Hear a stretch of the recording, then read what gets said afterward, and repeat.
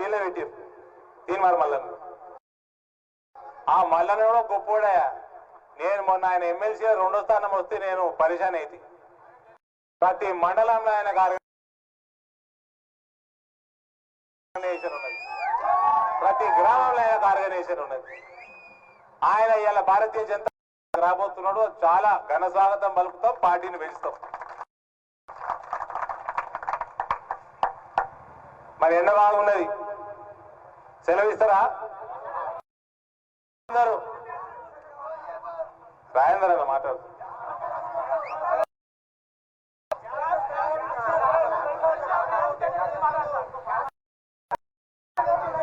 ఏ KCR gas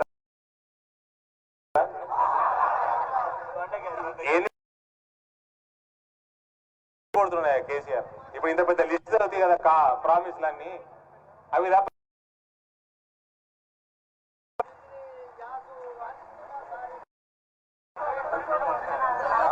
Harish Rao నేను ఈడికెళ్ళి ఇక్కడికి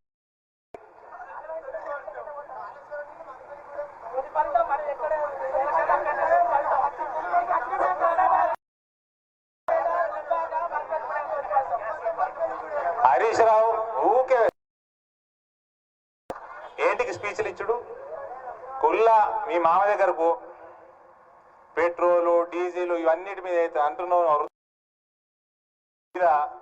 మీ దగ్గర 30% ట్యాక్స్ మీ మామ తీసుకుంటున్నాడు, నువ్వు ఆర్థిక మంత్రి నువ్వు తీసుకుంటున్నావు, అందులోకెళ్ళి 10% తక్కువ చేసి నరేంద్ర మోడీ గారికి లేఖ రాయి, నేను సంతకం పెడతా, రాజేంద్ర తోటి పెట్టిస్తా, బండి సంజయ్ తోటి పెట్టిస్తా, అందరితో పెట్టిస్తా, ఫస్ట్ నువ్వు 10% తక్కువ. ఊరికి ఎందుకు లొలి? ఎలక్షన్ రా ఉంటుండే, వాళ్ళ ఇంట్లో ఎవరన్నా గింతో గంతో ముఖం చూడబుద్ధి అయితే గిన్నెదే ఉంటుండే. ఈ మధ్య ఫకీర్ గారు తయారయ్యాడు, ఫకీర్ గారి లెక్కనే తిరుగుతున్నాడు.